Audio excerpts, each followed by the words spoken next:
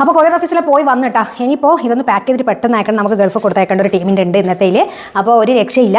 കാരണം ഇതില്ലേ ശനിയാഴ്ച വന്ന് കൊറിയർ ഓഫീസ് കിടക്കുന്നുണ്ട്, ഞായറാഴ്ച ലീവ്, തിങ്കളാഴ്ച ദീപാവലിൻ്റെ ലീവ് ഒക്കെ അറിയാം, അവർക്ക് അത്രയും ലീവ് ഉണ്ടെന്നുള്ളത്. നമ്മളെ വിളിക്കാം. ഒരു റെസ്പോൺസിബിലിറ്റി ഇല്ലാത്ത കൊറിയർ ഓഫീസ് ആൾക്കാർ ചിലതുണ്ട്. ചിലത് നല്ല ആത്മാർത്ഥമായിട്ട് ജോലി ചെയ്യുന്ന ആൾക്കാർ, അതായത് ഏത് കൊറിയർ ആയാലും അവിടുത്തെ ജോലി ചെയ്യുന്ന സ്റ്റാഫ് എങ്ങനെയാണോ അതനുസരിച്ചിട്ടിരിക്കും നമ്മളെ പ്രൊഡക്റ്റ് നമ്മളെ കൈ കിട്ടുന്നതിൻ്റെ ടൈമും കാര്യങ്ങളൊന്നുമല്ല. ഞാനിപ്പോൾ മോപ്പന്നെ നമ്മൾ അയച്ചാൽ ചിലപ്പോൾ നമ്മൾ അയച്ച് ചിലപ്പോൾ അവരുടെ ഫോൺ റീചാർജ് കഴിഞ്ഞിട്ടുണ്ടെങ്കിൽ വിളിച്ചാൽ കിട്ടില്ലല്ലോ. അപ്പോൾ തൊട്ടിപ്പുറത്ത് എൻ്റെ നമ്പർ കൊടുക്കുന്നുണ്ട്, ഒന്ന് അതിൽ കോൺടാക്ട് ചെയ്തുകൂടെ? റിട്ടേൺ വിടുന്നതിൻ്റെ മുമ്പേ ഇല്ല, കോൺടാക്ട് ചെയ്യില്ല, അങ്ങനെയാണ്. എന്നിട്ട് റിട്ടേൺ വിട്ടാനുള്ള ബുദ്ധിമുട്ട് എന്ന് പറഞ്ഞാൽ പിന്നെ അത് എവിടെ പോകണം, മെയിൻ ബ്രാഞ്ചിലൊക്കെ പോയിട്ട് വേണം നമുക്ക് തിരിച്ച് വരണമെങ്കിൽ. അത്രയും അവർക്ക് അറിയാം, അവർക്ക് അതിൻ്റെ റൂൾസ് ആൻഡ് റെഗുലേഷൻസ് എല്ലാം അറിയാം. എന്നാൽ പോലും നമ്മളിട്ട് വെട്ട് കൽപ്പിക്കുക അത്ര തന്നെ.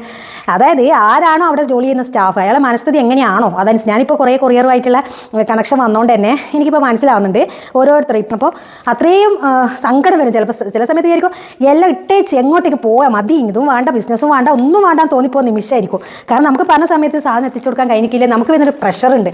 അത് 100,000 ജോലി തിരക്കിനിടയിൽ നമ്മൾ അതും കൂടി താങ്ങണം. അപ്പോൾ ചിലപ്പോൾ വിചാരിക്കും മതി നിർത്തിയാലോ എന്നുള്ള. അങ്ങനെയൊക്കെ ചില സമയം ഞാൻ നിർത്തിയാലെന്നൊക്കെ വിചാരിക്കട്ടോ. അപ്പോഴൊക്കെ എന്നെ സപ്പോർട്ട് ചെയ്യുന്നത് ഇതേപോലത്തെ എൻ്റെ കസ്റ്റമറാണ്. ഈ 4 മോപ്പ് ഞാൻ അയക്കുന്നത് എൻ്റെ ഒരു കോഴിക്കോടുള്ള വ്യൂവറിനാണ്, കോഴിക്കോടുള്ള സജിന. ഞാൻ എന്തായാലും പേരെടുത്ത് പറയൂ, സോറി സജിന, നിൻ്റെ പേര് പറയാതെ വയ്യ. കാരണം നീ സപ്പോർട്ട് ചെയ്യുന്നൊരു സപ്പോർട്ട് ഉണ്ട് എന്നെ.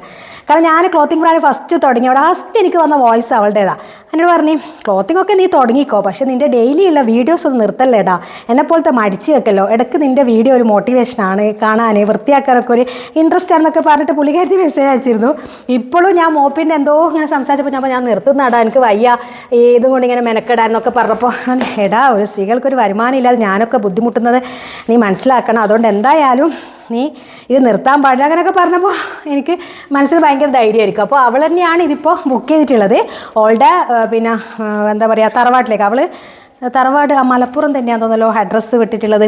ഓക്കെ, എന്നോട് മാറുന്നു. അപ്പോൾ ഇത് നമുക്ക് ഇത്ര 3 5 പാക്ക് നമുക്ക് അർജൻറ്റായിട്ട് ഇപ്പോൾ അയക്കേണ്ടതുണ്ട്. അതിലൊന്നിൽ 4 വെക്കേണ്ടതുണ്ട്, ബാക്കി 3 പിന്നെ നമ്മുടെ ക്ലോത്ത് ഉണ്ട്, വൈപ്പർ ഉണ്ട്, ഇത്രയും എല്ലാം അതിൽ വെക്കേണ്ടതാണ്. എല്ലാം ഒരുമിച്ചിട്ട് വാങ്ങിച്ച ആൾക്കാരാണ് കൂടുതലുള്ളത്. അപ്പോൾ ഞാനതെല്ലാം ഒന്ന് പാക്ക് ചെയ്യട്ടെ. പിന്നെ ബാക്കിയുള്ളതൊക്കെ സമാധാനത്തിൽ അയക്കാം കേട്ടോ.